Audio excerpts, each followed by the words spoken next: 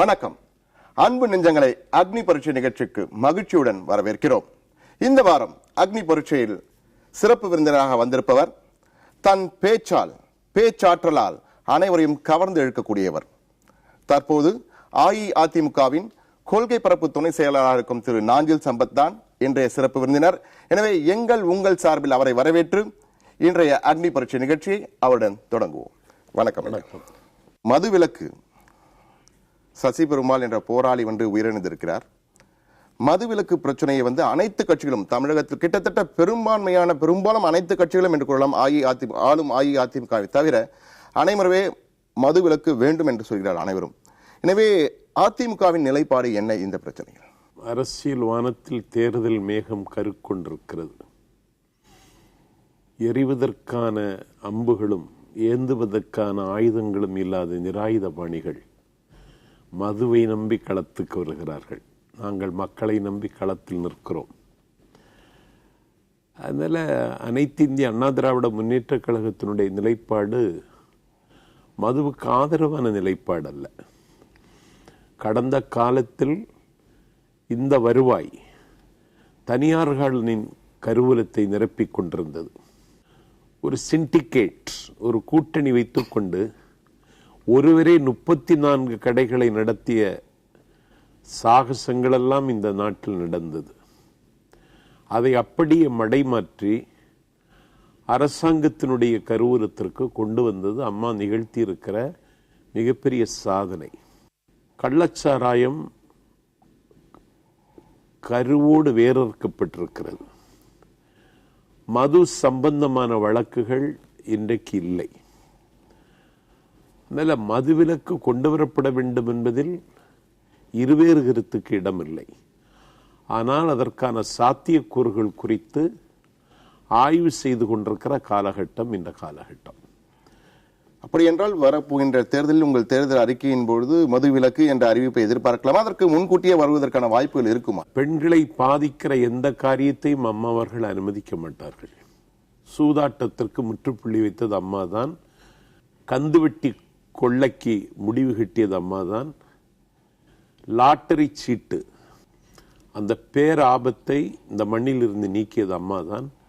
ஆகவே அவர்கள் மக்களினுடைய நம்பிக்கை பெற்ற மகத்தான தலைவர். மக்களினுடைய நம்பிக்கைக்கு பாத்திரமாக அம்மா நடந்து கொள்வார், நடப்பார் என்று மக்கள் நம்புகிறார்கள். மக்கள் நம்புகிறார் என்று கூறியுள்ளீர்கள். நீங்கள் கூறியது போல கந்து வெட்டி லாட்டரி எல்லாம் முற்றிலுமாக ஒழிந்து விட்டதா என தெரியல. அங்கும் இங்குமா நடைபெற்றுக் கொண்டிருக்கு. ஆனால் பெருமளவு ஒழிக்கப்பட்டு விட்டது என்பதில் மாற்று கருத்தில்லை. இருந்தாலும் தற்போது அதிமுக ஆட்சிக்கு 4 ஆண்டுகள் நிறைவு பெற்று விட்டது. 4 ஆண்டுகள் கழித்து 2 மாதங்களும் ஆகிவிட்டது. இந்த சூழ்நிலையில் நீங்கள் தேர்தலின் போது கொடுத்த வாக்குறுதிகளை நிறைவேற்றி விட்டீர்களா? ஆமா, நிறைவேற்றிட்டோமே. என்ன நிறைவேற்றிட்டீங்க? எல்லாமே நிறைவேற்றிட்டோம். மின்மிகை மாநிலமாக தமிழகத்தை மாற்றுவோம் என்று கூறினீர்கள். இன்று மின்மிகை மாநிலமாக தமிழகம் இருக்கிறது. 4638 மெகாவாட் மின்சாரம் ஆட்சிக்கு வந்ததற்கு பிறகு நாங்கள் இப்பொழுது உற்பத்தி செய்திருக்கிறோம். என்னிடம் அந்த புள்ளி விவரங்கள் இருக்கிறது. அதில் மிக தெளிவாக கூறியிருக்கிறார்கள். எதிர்க்கட்சி தலைவர்கள் பலரும் குற்றச்சாட்டுகளை தொடர்ந்து வைத்துக் கொண்டிருக்கிறார்கள். அதில் மிக தெளிவாக கூறியிருக்கிறார்கள், இந்த ஆட்சிக்கு வந்த பிறகு இவர்கள் எந்த ஒரு மெகாவாட் மின்சாரம் கூட 4638 மெகாவாட் மின்சாரம் உற்பத்தி செய்யப்பட்டிருக்கிறது. இல்ல, அதை எதை வைத்து சொல்கிறீர்கள்? எந்த கணக்கை வைத்து சொல்றீங்க நீங்க? இல்ல, ஆட்சிக்கு வந்ததுல இருந்து ஒவ்வொரு வல்லூர்ல இருந்து, தூத்துக்குடியில இருந்து, நெய்வேலியில இருந்து எல்லாம் மில்லி கணக்குல சொல்றேன். 4600. உங்கள் மின்துறை அமைச்சர், உங்களுடைய மின்துறை அமைச்சர் அதிமுக ஆட்சியில் 5346.5 மெகாவாட் கூடுதல் மின்சாரம் பெறப்பட்டதாக கூறியிருக்கிறார். ஆமா. ஆனால் அவர் குறிப்பிட்ட திட்டங்கள் 19 திட்டங்கள் பார்த்தீங்கன்னா திமுக ஆட்சி காலத்திலே கொண்டு வரப்பட்ட திட்டங்கள் என்று கூறியிருக்கிறார்கள். அப்படி இருக்கும்போது எவ்வளவு மெகாவாட் மின்சாரத்தை நீங்கள் அதிமுக ஆட்சியில் என்று எப்படி சொல்லலாம்? அதை திமுக ஆட்சியில மின்சார நிலைமை எப்படி இருந்துச்சு? அவர்கள் வீழ்த்தப்பட்டதற்கு அதுவல்லவா காரணம்? மின்வாரியம் துருப்பிடித்து கிடந்தது. இந்தியாவில் இருக்கிற ரிசர்வ் பேங்க் யாருக்கு கடன் கொடுத்தாலும் தமிழக மின்வாரியத்திற்கு கடன் கொடுக்காதேன்னு சொன்னா, இன்னைக்கு அந்த கடனை அடைத்து துருப்பிடித்து கிடந்த மின்சார லாகாவை தூக்கி நிறுத்தி இன்னைக்கு இதை இந்த மின்துறை அமைச்சர் நத்தம் விஸ்வநாதன் அவர்கள் சுட்டிக்காட்டியதை போல இவ்வளவு மெகாவாட் மின்சாரத்தை உற்பத்தி செய்தது மட்டுமல்ல, ஒரு தடையற்ற மின்சாரத்தை நாங்கள் இப்போது வழங்கி கொண்டிருக்கிறோம் என்பதை உங்கள் கவனத்துக்கு நான் கொண்டு வர்றேன். உங்களால் உறுதியாக சொல்ல முடியுமா தடையற்ற மின்சாரம் வழங்கப்படுகிறது என்று? ஆமா, தடையற்ற மின்சாரம் இப்ப வழங்கி பல இடங்களில் இன்னும் இல்ல அதெல்லாம் கிடையாது, எங்கேயும் கிடையாது. உறுதியாக சொல்ல முடியும். உறுதியாக மக்கள் பார்த்து கொண்டிருக்கிறார்கள். மக்கள் பார்த்து கொண்டிருக்கிறார். நாடு சுற்றுகிறவன் தடையற்ற மின்சாரம் தமிழகத்தில் வழங்கப்படுகிறது. ஆனால் எதிர்க்கட்சிகள் திமுக தலைவர் கருணாநிதி ஆகட்டும், அல்லது மதிமுக வைகோ ஆகட்டும், அல்லது பாட்டாளி மக்கள் கட்சியின் அன்புமணி ராமதாஸ் ஆகட்டும், தொடர்ந்து உங்கள் மீது குற்றச்சாட்டை வைத்துக் கொண்டார். 1 மெகாவாட் மின்சாரம் உற்பத்தி செய்யவில்லை, சட்டசபையில் கேட்டும் கொடுக்கவில்லை, அவர்கள் வாசிப்பது எல்லாம் தவறான தகவல் என்று கூறுகிறார்.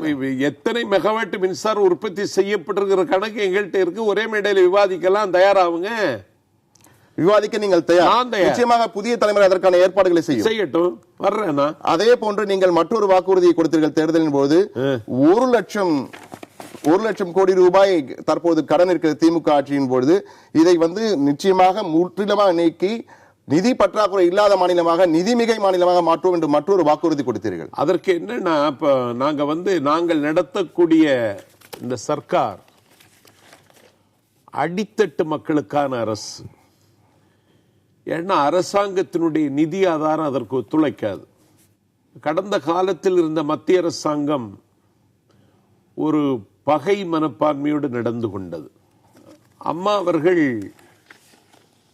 நீங்க சொன்ன வாக்குறுதியை நிறைவேற்றினீங்களான்னு கேட்டீங்களே, சொல்லாத வாக்குறுதிகளை நிறைவேற்றிட்டு இருக்கோம். இல்ல, சொன்ன வாக்குறுதிக்கு வாங்க.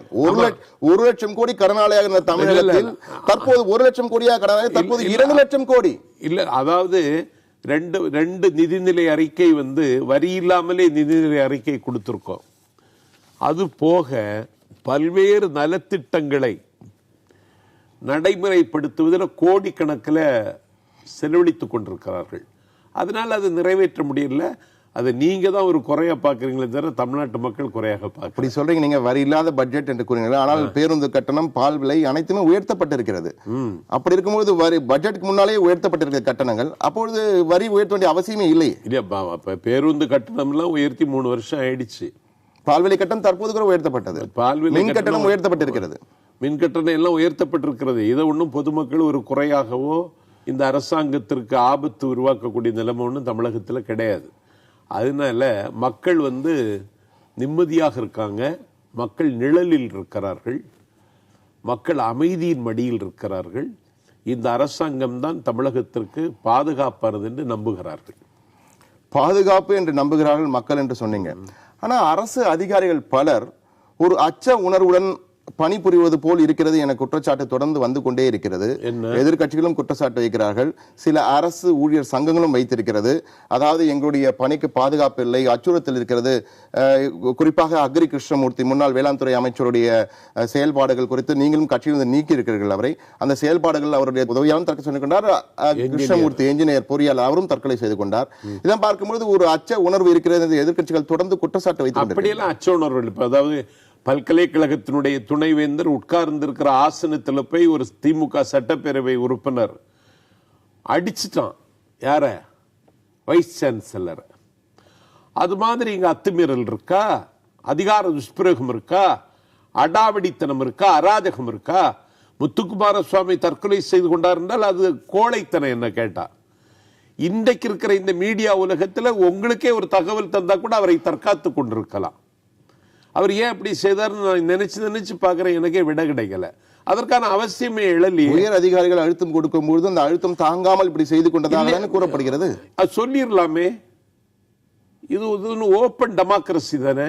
இன்னைக்கு இந்த மீடியா உலகத்தில் இப்படி ஒரு அதிகாரி நடந்து ஒரு அதிகாரி வெளிப்படையா சொன்னால் அவருடைய பணிக்கு அதெல்லாம் ஆபத்து ஒண்ணு வராது. நடைமுறை இல்லாதெல்லாம் நீங்க சொல்ற மாதிரி இல்லையா? அப்படியெல்லாம் ஒண்ணும் கிடையாது.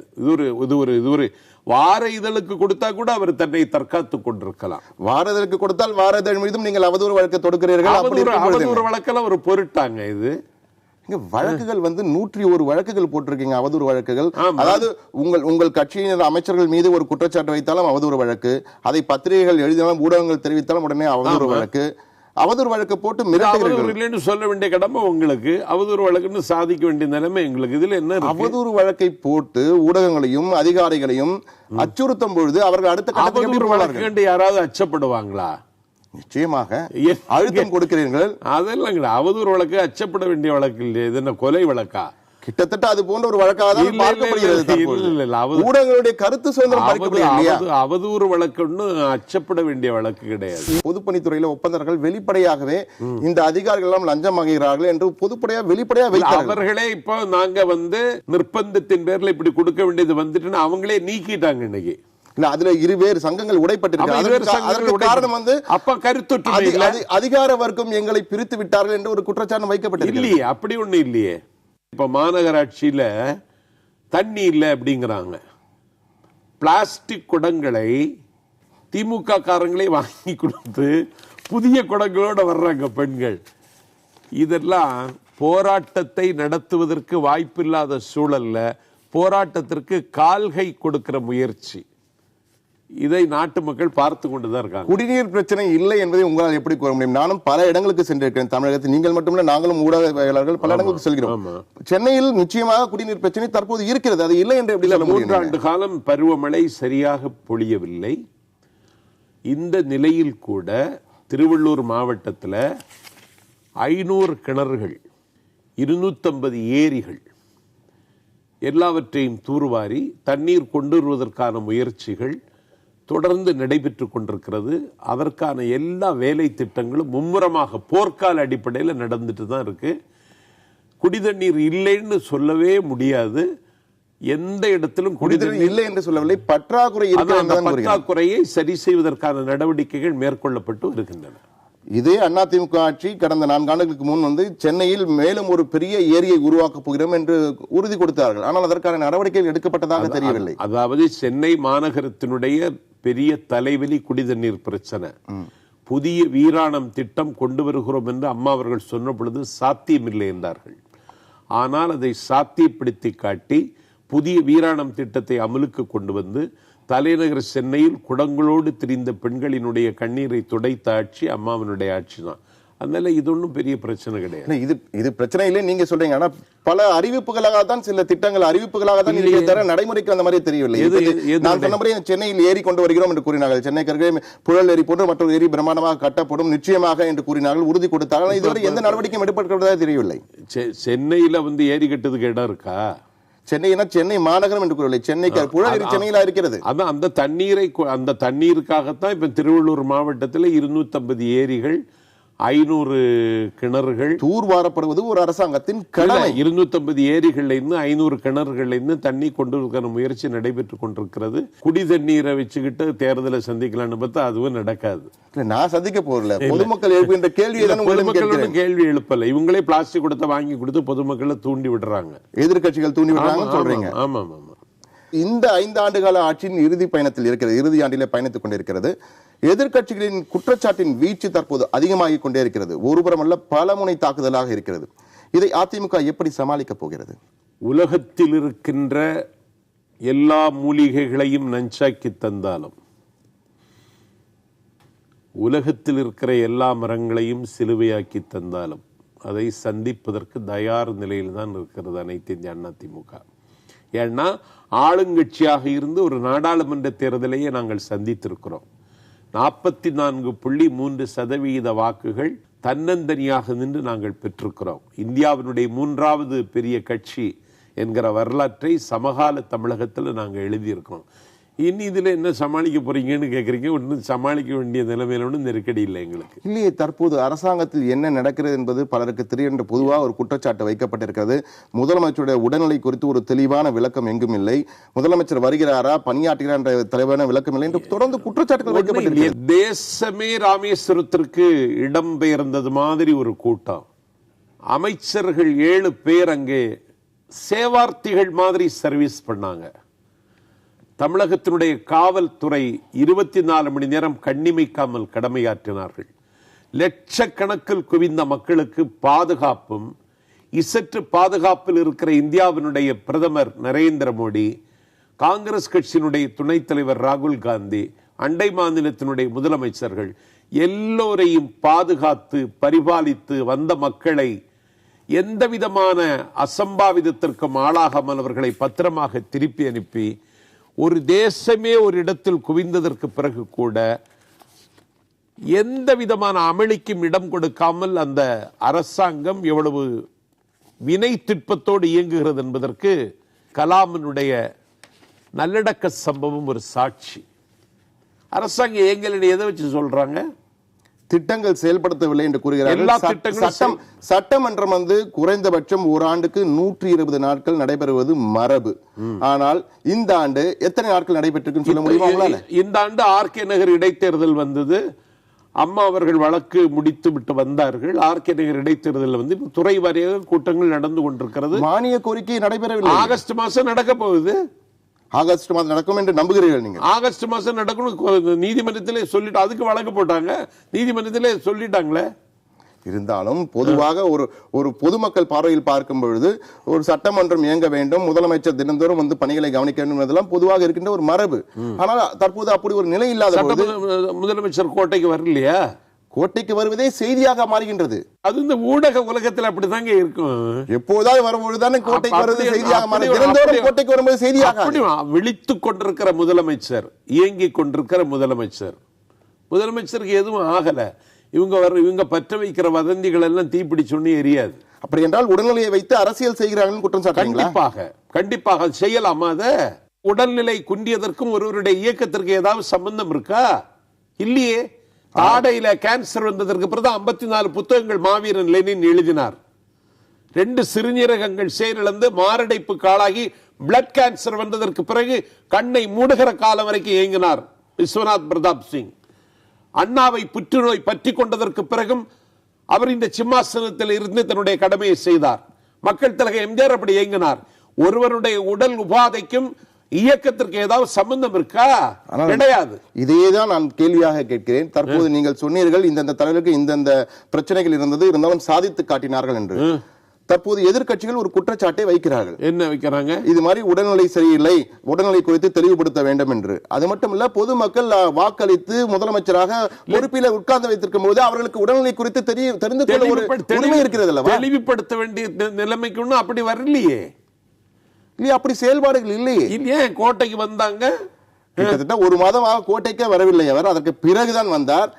குற்றச்சாட்டுகள் எழுப்பப்பட்ட பிறகு திடீரென்று ஒரு நாள் வந்தார். அப்படி இருக்கும்போது பொதுமக்களுக்கு தெரிந்து கொள்ள வேண்டிய தகவல் தொழில்நுட்ப உலகம் சார். கிரெம்லின் மாளிகையில் இருந்தாலும் சைபீரிய குடிமக்களை பற்றி கவலைப்பட்ட லெனினை போல எங்க இருந்தாலும் இந்த நாட்டு மக்களினுடைய சுக துக்கங்களை தீர்மானிக்கிற இடத்துல இருக்கிறார், இயங்குகிறார். அதையாவது வீட்டிலிருந்து செயல்பட்டுக் கொண்டிருக்கிற வெளியிட்டு இந்த பிரச்சனைக்கு முற்றுப்புள்ளி வைத்திருக்கலாமே. ஏன் இந்த உடல்நிலை அரசியலுக்கு முற்றுப்புள்ளி வைத்திருக்கலாம்? எதிர்க்கட்சியின் குற்ற வாயடைத்திருக்கலாம். அது மோசமான பிரச்சாரம். அது மத்திய அரசு நிதியை கல்வித்துறையில் 4400 கோடி ரூபாய், காவல்துறையில் 1500 கோடி ரூபாய் செலவிட முடியாமல் மத்திய அரசுக்கு திருப்பி அனுப்பப்பட்டிருக்கிறது. அதற்கு காரணம் அரசின் துறைகள் ஒழுங்காக செயல்படவில்லை என்பதுதான் குற்றச்சாட்டு. இன்னைக்கு அம்மா அவர்களினுடைய ஆட்சியில 3750 கோடி 528 பேரூராட்சிக்கு, 11 மாநகராட்சிக்கு, தமிழ்நாட்டில் இருக்கிற நகராட்சிக்கு ஒருங்கிணைந்த நகர்ப்புற வளர்ச்சி திட்டம் என்கிற பெயரால் அம்மா ஒதுக்கி இருக்காங்க. அந்த நிதி பயன்படுத்தப்பட்டு கொண்டிருக்கிறது. நிதி ஒதுக்கீடு அறிவிப்பு வந்திருக்கிறது, நான் ஏற்றுக்கொள்கிறேன். ஆனால் பயன்படுத்தப்படுகிறதா என்பது கேள்வி. ஆமா 3750 கோடி. அது மாதிரி ஆண்டு ஒன்றுக்கு 100 கோடி ரூபாய் சென்னை பெருநகர வளர்ச்சிக்காக செலவழித்துக் கொண்டிருக்கிறோம். ஆனா இவரு நிதி செலவழிக்கலங்கிறார். ட்விட்டர்ல ஏதாவது எழுதணும்னு சொல்லி ட்விஸ்ட் பண்றதை தவிர இது ஒன்னும் ட்விட்டர்ல எழுதுறது இல்லை. ஆனால் நிதி பயன்படுத்தவில்லை, மத்திய அரசுக்கு நிதி திரும்பி போயிருக்கிறது என்று ஆதாரங்கள் இருக்கிறது. நிதி திருப்பி வாங்குவோம். திருப்பி அடுத்த ஆண்டுக்கு தான். இந்த ஆண்டு பயன்படுத்தாத நிதி பயன்படுத்தாதான் போக போகிறது. அதை எப்படி மீண்டும் அடுத்த ஆண்டு சேர்த்தா கொடுப்பார்கள்? இல்லையே. அதாவது மத்திய அரசாங்கத்தினுடைய நிதி குறித்த காலத்துக்குள்ள வரணும், குறித்த காலத்துக்குள்ள பயன்படுத்தணும். அதுல அவர்கள் அனுப்புவதில் தாமதம் ஏற்பட்டுமே தவிர அரசாங்கத்தினுடைய இயக்கத்தில் ஒன்றும் தாமதம் இல்லை. அப்படின்னு நீங்கள் சொல்கிறீர்கள். ஆமா, சரி, ஏற்றுக்கொள்ள உங்களுடைய கருத்தாக எடுத்து. ஏனென்றால் என்னிடம் ஆதாரம் இருக்கிறது. மத்திய கல்வித்துறைக்கு வந்து 4400 கோடி ரூபாய் அனுப்பி இருக்கிறார்கள். அது திருப்பி அனுப்பப்பட்டிருக்கிறது. கல்வித்துறையில இந்தியாவினுடைய முதன்மை மாநிலம் இன்றைக்கு தமிழகம் 19,000 கோடி ரூபாய் செலவழித்து தமிழ்நாட்டில் காலனியிலிருந்து கையில் ஏந்துகிற லேப்டாப் வரைக்கும் ஏழை எளிய மாணவர்களுக்கு கொடுத்தது மட்டுமில்ல, கண்விழிக்காத கிராமத்தில் பிறந்த ஒரு குடியானவன் பிள்ளை கடல் கடந்த நாடுகளுக்கு சென்று கல்வி கற்கக்கூடிய வாய்ப்பு இந்தியாவில் தமிழ்நாட்டில் மட்டும்தான் இருக்கு. கல்வி சிறந்த தமிழ்நாடுன்னு அன்னைக்கு பாடினான் பாரதி. இன்னைக்கு தான் கல்வி சிறந்த தமிழ்நாடாக நம் கண்ணுக்கு தெரிகிறது தமிழ்நாடு. கல்வி சிறந்த தமிழ்நாடுன்னு நீங்க சொல்றீங்க, ஆனால் படிப்பறிவு சதவீதம் தமிழகத்தில் வந்து அந்த அளவுக்கு உயரவில்லையே. கேரளா போன 100% இன்னும் நம்மால் அடைய முடியாததுக்கு என்ன காரணம்? ஏன் அரசு பள்ளிகளில் இன்னைக்கு தேர்வு விகிதம் அதிகமாகி இருக்கு. அரசு பள்ளிகளில் தேர்ச்சி விகிதம் அதிகமாக, அரசு பள்ளிகளில் சேர்க்கின்ற மாணவர்கள் எண்ணிக்கை குறைந்து கொண்டே வருகிறது. அதிலிருந்தே அரசு பள்ளிகளுக்கு போதிய கவனம் செலுத்தப்படவில்லை. பொதுமக்களினுடைய ஆர்வம், பொதுமக்களினுடைய முனைப்பது, பொதுமக்களின் முனைப்பு ஆர்வம் இருக்கின்ற அரசு பள்ளிகள் சரியாக நிர்வகிக்கப்படவில்லை என்பதால் தனியார் பள்ளிகள் அரசு பள்ளிகள் சரியாக நிர்வகிக்கப்படுகின்றன. அதுதான் சொல்ல வந்தேன். அரசு பள்ளிகள் சரியாக நிர்வகிக்கப்படுகின்றன. அரசு பள்ளிகளின் மீது மக்களுக்கு இப்பொழுது ஒரு புதிய ஈர்ப்பு வந்திருப்பதை எல்லா கிராமங்களுக்கும் பயணம் செய்கிறதா கண்கூடாக பார்க்கிறேன். நீங்கள் கண்கூடாக பார்க்கிறீங்க. பொதுவான பார்வையில் பார்க்கும்போது அரசு பள்ளிகளில் சேர்க்கும் எண்ணிக்கை வந்து தற்போது ஆண்டுதோறும் குறைந்து வருகிறது. தனியார் பள்ளிகளுக்கான எண்ணிக்கை தான் அதிகரித்து வருகிறது. உயர்கல்விக்கு உகந்த மாநிலம் இந்தியாவிலே இன்னைக்கு தமிழ்நாடு தான். ஆரம்ப கல்வியை பேசிக் கொண்டிருக்கும் போது உயர்கல்விக்கு சென்று அதான் சொல்றேன். ஆரம்ப கல்வி அப்படிதான். ஆரம்ப கல்வியிலையும் ஆங்கில மோகத்தில் அப்படி வந்தது. அதை தடுத்து நிறுத்துவதற்கு தான் அரசு பள்ளிகளிலும் ஆங்கிலம் கற்பிக்கப்படும் என்று ஒரு திட்டத்தை அறிவித்து அதை நாங்கள் அமல்படுத்திட்டு இருக்கோம். ஆங்கிலம் கற்பிக்கப்படும். தமிழ் மொழி என்ன ஆகிட்டு? தமிழ் மொழிக்கு ஒன்றும் ஆபத்தொன்னும் வரல. தமிழ் வழி கல்வி என்று அண்ணா பல்கலைக்கழகத்திலே பொறியியல் பட்டதாரிகளுக்கு கொண்டு வந்தீர்கள் பொறியியல் கல்வியிலே. ஆனால் தற்போது அதற்கு எடுப்பவர்களின் எண்ணிக்கை விரல் விட்டு எண்ணக்கூடிய அளவில் மாணவர்கள் சேரலன்னா நாங்க என்னங்க செய்ய முடியும்? அதற்கான முயற்சிகளை முன்னெடுக்க வேண்டியது அரசாங்கம் தான். அதான் சொன்னேன். இது கடந்த காலத்தில் ஏற்பட்ட சீரழிவினுடைய தொடக்கமே தவிர எங்க ஆட்சியில் ஏற்பட்ட தொடங்கியது இங்கு அதிகரித்தது அப்படி இல்ல. மக்கள் மத்தியில தாய்மொழி பற்றி இன்னைக்கு குறைந்திருக்கு. அதை அதிகப்படுத்துவதற்கான முயற்சி, அதை அதிகப்படுத்துவதற்கான முயற்சி எடுத்துக் கொண்டிருக்கிறோம். செம்மொழி இவரா கண்டுபிடிச்சாரு. கம்பேரிட்டிவ் கிராமர் தந்த கால்டுவெல் தான் இந்த தமிழ் மொழியை செம்மொழின்னு சொன்னார். அதை நான் இல்லை என்று சொல்லவில்லை. பரிமார் கலைஞர் வளர்த்தெடுத்தார். மறைமலடிகள் அதை ஊருக்கு சொன்னார். இவர் தன்னுடைய சுய விளம்பரத்திற்காக அரசு பணத்தை செம்மொழி மாநாடு சொல்லி அதனால என்ன கிடைச்சு? செம்மொழி மாநாடை பற்றி நான் சொல்லவில்லை. செம்மொழி அந்தஸ்து தமிழுக்கு கிடைச்சது. ஏன் மலையாளத்துக்கு கொடுத்தாங்க? ஏன் கன்னடத்துக்கு கொடுத்தாங்க? அதற்கு பிறகு தெலுங்குக்கு கொடுத்தாங்க. பிறகு வாங்கி எப்படி சார் கொடுக்கலாம்? இவர் தடுத்தாரா? தப்போ நீங்க கேள்வி கேட்டிருக்கலாமே. கிளாசிக்கல் லாங்குவேஜ் என்கிற தகுதி தமிழுக்கு கிடைச்ச 2000 வருஷம் ஆச்சு. இத உரிமை கொண்டாடுறதுக்குள்ள யாருக்கு யோகியதை கிடையாது. தமிழ் மொழி கால்டுவெல் காலத்திலிருந்தே வந்தாச்சு சார். இவருக்கு இது ஒரு வியாபாரம், இவருக்கு இது ஒரு விளம்பர நோக்கம். இல்ல, என்னுடைய கேள்வி வந்து நீங்க விலகி செல்கிறீர்கள். அந்த செம்மொழி தமிழ் மொழியை அதிகமாக மாணவர்களிடம் கொண்டு வருவதற்கு, ஈர்ப்பு அதிகரிப்பதற்கு நீங்க என்ன செஞ்சிருக்கீங்க? இந்த அரசாங்கம் என்ன செஞ்சிருக்கு? ஏன் மாணவர்களுக்கு ஆங்கில வழி கல்விக்கு தான் நீங்கள் வந்து அதை சொல்லிக் கொடுப்பதற்கு ஒரு ஏற்பாடு செய்கின்ற அரசாங்கம். நான் கேட்கிறேன், மெட்ரிகுலேஷன் பள்ளியில் இருக்கிற பிள்ளைக்கு செருப்பு கொடுக்கிறோம். இதை எல்லா ஆட்சியிலும் கொடுக்கின்ற ஒரு சட்டம். அப்படி சொல்லாதீங்க. இல்ல, காலனி கொடுப்பது என்பது எல்லா ஆட்சியிலும் இருக்கு. நாஞ்சில் சம்பத்துக்கு ஒரு லேப்டாப் வாங்க முடியாது சார். இன்னைக்கு ஒரு கண்விழிக்காத கிராமத்தில் குடியானவனுடைய பிள்ளை கையில லேப்டாப் எடுத்துட்டு போறான் சார். அதுவும் வந்து முழு இலக்கை எட்டவில்லை. இலவச லேப்டாப் கொடுப்பது, இலவச கணினி வந்து முழு இலக்கை எட்டவில்லை. இலக்கை எட்டும் படிப்படியாகத்தான் செய்ய முடியும். அரசாங்கத்தினுடைய நிதி ஆதாரத்தை வைத்துக் கொண்டு தானே செய்ய முடியும். இல்ல, கொடுக்க வேண்டியது அரசாங்கம். நாங்கள் கொடுக்கிறோம் என்று உத்தரவாதம் கொடுக்க வேண்டிய கால நிர்ணயம் அதிகரிக்கும். எல்லா மாணவர்களுக்கும் கொடுக்க வேண்டும்னு அம்மாவுக்கு ஆசை இருக்கு. அதுக்கான நிதி இல்ல, கொடுத்துட்டு தான் இருக்கோம். நிதி இல்லன்னு சொல்றீங்க. நிதியை பெருக்குவதற்கு என்ன திட்டங்கள் இந்த அரசாங்கம் செய்தால்? தனியார் முதலீடு அதிக வர வேண்டும் என்று கூறினீர்கள். வெளிநாட்டு முதலீடு அதிக வர வேண்டும் என்று கூறினீர்கள். ஆனால் இந்த ஆட்சியிலே வெளிநாட்டு நிறுவனங்கள் பல, இங்கிருந்த நிறுவனங்கள் கூட தற்போது மற்ற மாநிலங்களுக்கு செல்லக்கூடிய நிலை ஏற்பட்டிருப்பதாக பொதுவாக அனைவரும் பேசுகிறார்கள். நிர்மலா சீதாராமன் 4 நாளைக்கு முன்னால கோவைக்கு வந்தே சொல்லிட்டாங்க. இத என்ன சொல்லியிருக்காங்க? எந்த விதமான தொழில் முனைவோரும் இந்த மாநிலத்தை விட்டு கடந்து செல்லவில்லை. இது அப்பட்டமான பொய்ன்னு நாங்க சொல்லல. நிர்மலா சீதாராமன் என்கிற அமைச்சர் கோவையில 4 நாளைக்கு முன்னாடி சொல்லியிருக்காங்க. 3 நிறுவனங்கள் இங்க மூடப்பட்டிருக்கிறது. 3 நிறுவனங்கள் மூடப்பட்டதுக்கு நாங்க பொறுப்பு கிடையாது. நோக்கியா நிறுவனம் மூடப்பட்டது நீங்க பொறுப்பு. தடுப்பதற்கான முயற்சி எடுக்கலையே. 1500 தொழிலாளர்கள் வேலை இழந்தாங்க. தடுப்பதற்கான முயற்சி எடுத்தீங்களா? அதுக்கு நாங்க பொறுப்பேற்க முடியாது. நாங்க மத்திய அரசாங்கத்தோட சொல்லி இருக்கிறோம். மத்திய அரசாங்கத்தை தடுத்திருக்கணும். நம்முடைய சிறப்பு பொருளாதார மன்றத்திலே சிப்காட் தொழிற்சாலை இருக்கின்ற ஒரு நிறுவனம் மூடப்படுகிறது. மத்திய அரசாங்கம் மொத்தம் அவர்கள் வந்திருந்தாலும் நீங்கள் தான் அவர்களுக்கு சிங்கிள் விண்டோ சிஸ்டத்துல அனுமதி கொடுத்திருக்கிறீர்கள், மின்சாரம் இலவசமாக கொடுக்கிறீர்கள் போன்ற பல சலுகைகளை கொடுத்துவிட்டு திடீரென நிறுவனத்தை மூடிவிட்டு செல்லும் பொழுது அதை தட்டி கேட்க நாங்கள் தேவையில்லை, மத்திய அரசாங்கம் தான் கேட்க வேண்டும். எந்த வகையில் நியாயமானது? மத்திய அரசாங்கத்துக்கு கேள்வி தான் சார் அது இருக்கு. நீங்க கேட்டிருக்கலாமே சார், தடுத்து முயற்சி எடுத்திருக்கலாம். எம்எல்சி நிறுவனம் மூடப்படும் போது உடனடியாக குரல் கொடுக்கும் நீங்கள். இது போன்ற தனியார் நிறுவனங்கள் மூடப்படும் போது ஏன் குரல் நிறுவனங்களுக்கு அனுமதி கொடுத்தது அவங்க? என்எல்சியும் உங்கள் கட்டுப்பாட்டின் கீழ் இல்லையே. என்எல்சி எங்க கட்டுப்பாடு இல்ல. அதை தனியாருக்கு விற்பதற்கு முயற்சித்த பொழுது அதை தமிழ்நாடு அரசு தாங்கி கொண்டது. ஏசு சிலுவையை தூக்கி தோளில் போட்டுக் கொண்டதை போல விற்க அந்த பங்குகளை தமிழக அரசு வாங்கியது. இந்தியாவுக்கே நாங்க வழிகாட்டினோம். அதைதான் கேட்கிறேன். என்எல்சிக்கு ஒரு பார்வை, மற்ற தனியார் ஒரு பார்வை எல்லாம் ஒரு பார்வை கிடையாது. உலகம் எங்கும் இருக்கக்கூடிய முதலீட்டாளர்கள் தமிழ்நாட்டுக்கு வர வேண்டும் சொல்லி செப்டம்பர் மாதத்துல கான்பரன்ஸ் நடக்க போகுது.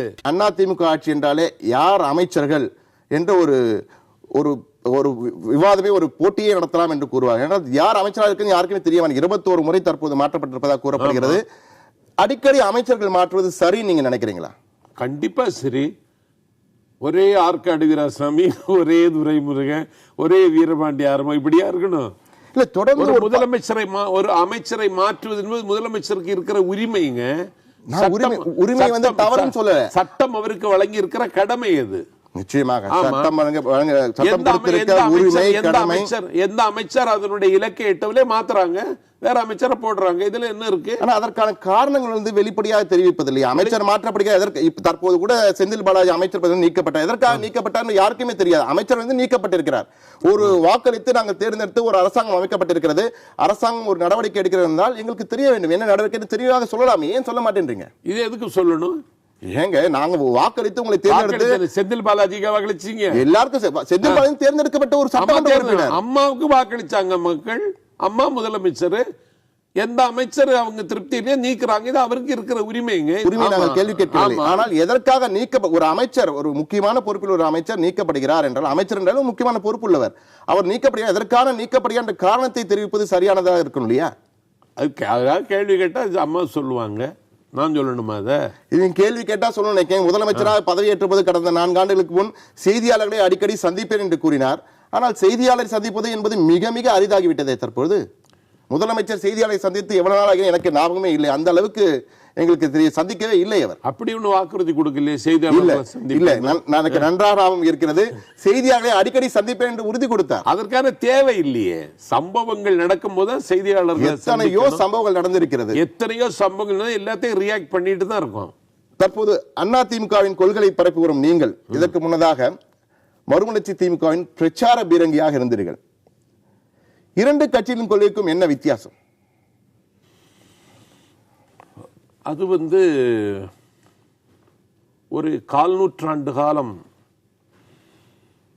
எந்த கொள்கைக்காக நான் பேசினேனோ,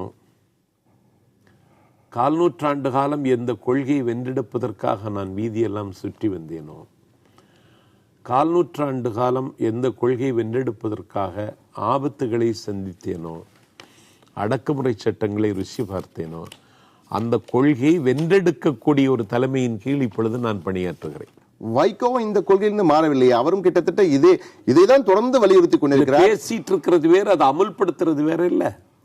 அப்பொழுது அதிகாரமும் ஆட்சியும் இருக்கும் இடத்தில் தான் நீங்கள் இருப்பீர்கள். அப்படி ஒண்ணும் கிடையாது. அப்படிதான் இது தெரிகிறது.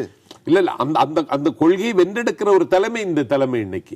அதாவது வென்றெடுக்கும் தலைமையின் கீழ் இருப்பதுதான் சிறந்ததுன்னு நீங்க சொல்றீங்க. அப்படி ஒண்ணு இல்ல. நாங்க இந்த விலகன் ஒண்ணு நினைக்கலையே. 1/4 நூற்றாண்டு காலமாக இதே நீங்கள் கூறிய அனைத்து பிரச்சனைகளுக்காகவும் குரல் கொடுத்துக் கொண்டிருப்பவர் வைகோ. அவருடன் நெருங்கி இருந்தவர் நீங்கள். ஆனால் தற்போது அவரால் வென்றெடுக்க முடியவில்லை. எனவே வென்றெடுக்கும் தலைமையின் கீழ் வந்து நான் இங்க வரணும்னு நினைக்கல. அப்ப நீங்க தள்ளப்பட்டீர்கள். வெளியே தள்ளப்பட்டனா? எனக்கு எதிராக இழைக்கப்பட்ட அநியாயங்களை நான் இங்க பந்தி வச்சா நீங்களே கண்ணீர் வடிக்க வேண்டியது வரும். மத்திய அரசோடு தற்போது மாநில அரசின் உறவு எப்படி இருக்கிறது? நாங்க பிரச்சனைகளின் அடிப்படையில் தமிழகத்தினுடைய நலனை காவு கொடுக்க கூடாது என்பது நாங்க உறுதியாக இருக்கிறோம். தமிழகத்தின் நலனை காவு கொடுக்க கூடாது என்பதில் உறுதியாக இருக்கிறது. அப்புறம் இணக்கமா இல்லைன்னு சொல்ல வரீங்க? இணக்கமாக இருக்க வேண்டிய அவசியம் இல்லையே. மாநில மத்திய உறவுகள் இணக்கமா இருக்கும்போதுதான் போதிய நிதியை பெறுவதற்கான வாய்ப்புகள் அதிகம் நீங்களே சொன்னீங்க. நான் என்ன சொல்லுகிறேன், நாங்க தமிழக நலனை விட்டு கொடுக்க முடியாது. அதுல சமரசம் என்கிற பேச்சுக்கு இடம் இல்லை. தற்போது தமிழகத்தில் கருத்து சுதந்திரம் மிக குறைவாக இருக்கிறது, அந்த அளவு கருத்து சுதந்திரம் கொடுக்கவில்லை என்ற குற்றச்சாட்டு வந்து வைக்கப்படுகிறது. எதிர்க்கட்சிகள் பொதுவாக வைக்கிறார்கள். தற்போது எந்த கருத்து யாரு சொல்லல? மு.க. ஸ்டாலின் மதுரையில போய் பேசிட்டு வர்றாரு, காலையில வாக்கிங் வர்றாருன்னா யாருக்கு தயவுல? அழகிரி ராஜாவாக இருந்த காலத்துல மு.க. ஸ்டாலின் மதுரைக்கு போக முடிஞ்சிச்சா? யார் போராட்டம் நடத்துறதுக்கு உரிமை மறுக்கப்பட்டிருக்கிறது? அதெல்லாம் ஒண்ணும் கிடையாது. அப்படி ஒரு மாய தோற்றத்தை உருவாக்குகிறார். சுதந்திரத்தின் கதவுகள் திறந்தே இருக்கின்றன. உங்கள் பார்வையில் 2016 ஆண்டு தேர்தலில் அதிமுக அண்ணா திமுக எதிர்கொள்ள போகும் சவால்கள் என்ன? சவாலாக நான் எதையும் கருதவில்லை. மீண்டும் இந்த ஆட்சிதான் வர வேண்டும் என்று மக்கள் நினைக்கிறார்கள். அதற்கான அறிகுறிகள் தென்படுகின்றன. அறிகுறிகள் தெரிகிறது. உங்களுக்கு ஆதரவான அலை வீசுவதற்கான அறிகுறிகள் தெரிவதுன்னு சொன்னீங்க. என்ன அறிகுறிகள் தெரியுதுன்னு நினைக்கிறீங்க நீங்க? என்ன அறிகுறிகள் தெரியுதுன்னா, நான் இப்பொழுது ஒரு 1.25 வருடத்திற்கு பிறகுதான் இப்போ பொதுக்கூட்டம் நாங்கள் போட ஆரம்பிச்சிருக்கோம். நான் இப்பொழுது புதுக்கோட்டை, கோபிச்செட்டிப்பாளையம், சென்னிமலை, தாராபுரம், காரைக்குடி ஆகிய நகரங்களில் பேசினேன். எந்த மொபைலைஸ்டு ஆடியன்ஸ் கிடையாது. நாஞ்சில் சம்பத் பேசுகிறார், அவ்வளோதான். சாதனை விளக்க பொதுக்கூட்டம்னு போட்டிருந்தாங்க. கட்டுக்கடங்காத மக்கள் கரைகடந்த உற்சாகத்தோடு வந்திருந்தாங்க. திட்டமிட்டு திரட்டப்படுகிற கூட்டம் அல்ல. அதனால நாட்டு மக்கள் மத்தியில் அனைத்து இந்திய அண்ணா திராவிட முன்னேற்ற கழகத்திற்கு இருக்கிற மதிப்பும் மரியாதையும் நாளுக்கு நாள் கூடி வருவதைத்தான் நான் பார்க்கிறேன். இதே போன்ற ஒரு கருத்தை தான் எதிர்க்கட்சிகளும் சொல்கிறார்கள். இல்லை, அது உங்களுக்கே தெரியும். நான் அதை குறையா சொல்லலை. ஒரு இடத்துல ஒரு கூட்டம்னு போட்டுக்கிட்டு பார்த்தா எல்லாம் வெள்ளை சட்டை போட்டுட்டே உட்கார்ந்துருக்காங்க. அழுக்கு சட்டை போட்டவங்களையோ அடித்தட்டு மக்களையோ பெண்களையோ அந்த கூட்டங்களில் பார்க்க முடியாது. எங்கள் கூட்டம் அப்படி இல்லை. தானா வந்த கூட்டம். ஆமாம், முழுவயிர் காணாதார் முதுகெலும்பு முறிய பாடுபடுவோர் வாழ்வின் சுவை காணார் வலியோரின் பகடைக்காய்கள் ஓடப்பர் அப்படிம்பாங்க. அவர்களெல்லாம் கொண்ட மாளிகை இந்த மாளிகை.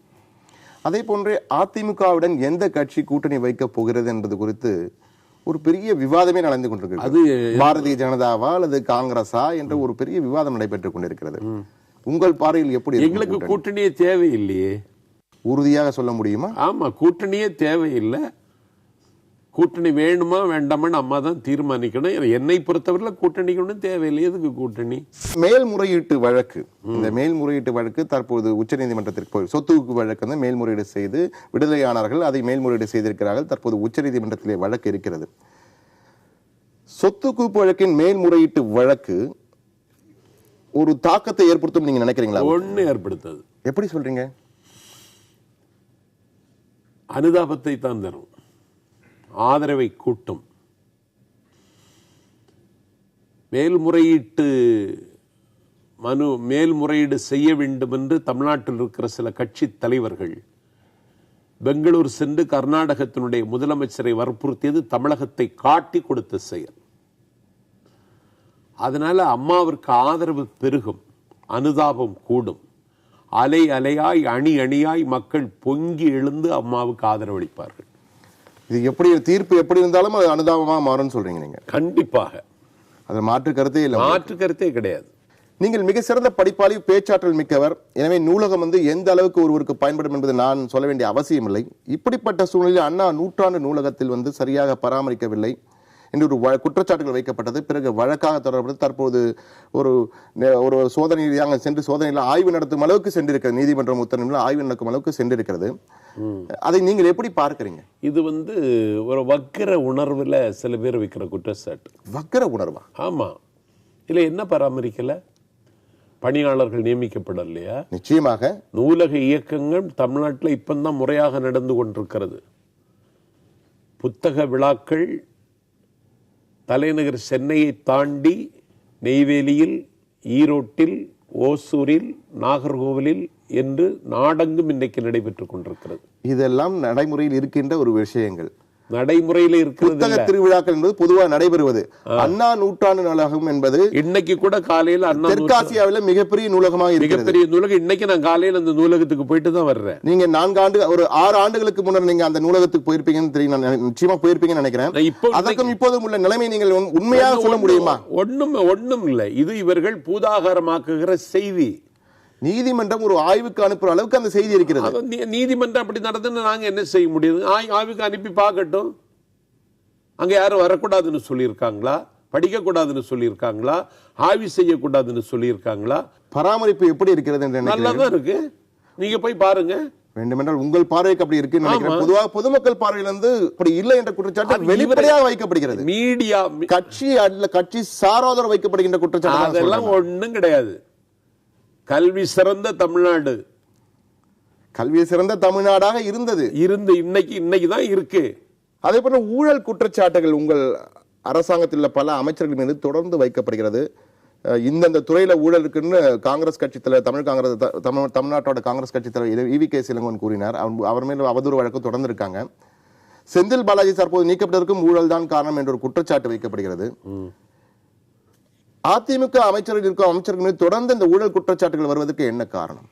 அப்படியெல்லாம் ஒண்ணு இருக்கிறதா நான் நினைக்கல. இது ஊழல் குற்றச்சாட்டு EVK இளங்கோவன் சொன்னா அவர் காலையில் ஒண்ணு சொல்லுவார், மாலையில் ஒண்ணு சொல்லுவார். அதையெல்லாம் கணக்கில் எடுத்துட்டு அரசியல் பண்றதா?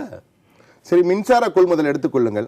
அதானி குழுமத்துக்கிட்ட வாங்கியிருக்கீங்க, 7 ரூபாய் கொடுத்து வாங்கியிருக்கீங்க. 5 ரூபாய்க்கு மத்திய பிரதேச அரசு இதே போன்ற அதானி குழுமம் வேண்டாம் 5 ரூபாய் கொடுக்கிறதுக்கு தயாராக மற்றொரு நிறுவனத்துக்கு கொடுக்கிறாங்க. 5 ரூபாய்க்கு ஒரு மாநிலம் வாங்குகிறது. 2012 சூரிய மின்சக்தி கொள்கைன்னு நாங்க அறிக்கை வெளியிட்டு வெளிப்படையாகவே அதானி குழுமத்தோட ஒப்பந்தம் போட்டிருக்காங்க. இதுல என்ன இருக்கு?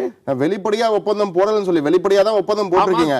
ஆனா 5 ரூபாய்க்கு ஒரு மாநிலம் வாங்கும்போது 7 ரூபாய்க்கு விலைக்கு இந்த மாநிலத்தை ஒப்பிடாதீங்க. 25 ஆண்டுகளுக்கு ஒப்பந்தம் ஏன் போடுறீங்க?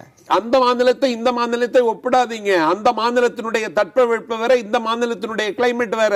2012 சூரிய மின்சக்தி கொள்கையை நாங்க வெளியிட்டு கொள்கையை அறிவிச்சிருக்கீங்க. அதிமுக அரசின் சிறந்த செயல்பாடு கொள்கைகளை அறிவிப்புகளை வெளியிடுவதில் மிக சிறந்த செயல்பாடு. நடைமுறைப்படுத்திட்டு இருக்காங்க சார். அறிவிக்கிறது மட்டுமா?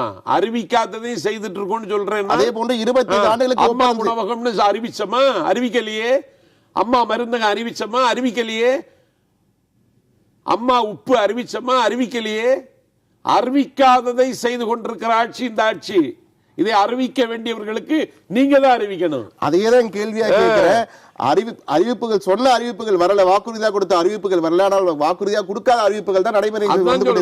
கொடுத்த வாக்குறுதிகள் எல்லாம் நிறைவேற்றப்பட்டு ஒரு தன்னிறைவு பெற்ற இந்தியாவின் முதன்மை மாநிலமாக இதை முன்னெடுத்து செல்லக்கூடிய எங்களுடைய முயற்சியில அம்மா என்றைக்கும் பின்வாங்க போவதில்லை. என்னுடைய கடைசி கேள்வியா, நிகழ்ச்சியின் கடைசி கேள்வியா உனக்கு கேட்க விரும்புறேன். திமுகவில் கருணாநிதிக்கு பிறகு ஸ்டாலின் என்று கூறுகிறார்கள். அதே மாதிரி பாட்டாளி மக்கள் கட்சியில் அன்புமணி ராமதாஸுக்கு பிறகு அன்புமணி ராமதாஸ் என்று கூறுகிறார்கள். அஇஅதிமுக பொறுத்த மட்டில் ஜெயலலிதாவுக்கு அடுத்தது யார்? அது தேவையில்லையே. இது வாரிசு அரசியல் கிடையாதுங்க. ராமதாஸ் அன்புமணின்னு சொல்றாரு, கருணாநிதி ஸ்டாலின் சொல்ல தயங்குகிறாரு. இது ஜனநாயக மாளிகை, காலம் தீர்மானிக்கும். நன்றி திரு நாஞ்சில் சம்பத். எங்கள் அரங்கத்திற்கு வந்து பல்வேறு கருத்துக்களை பகிர்ந்து கொண்டீர்கள். எங்கள் கேள்விகளுக்கும் சிறப்பாக பதிலளித்தீர்கள். மிக்க நன்றி. நன்றி நன்றி. நேர்களே, மீண்டும் ஒரு அக்னி பரீட்சை நிகழ்ச்சியில் சந்திப்போம். நன்றி, வணக்கம்.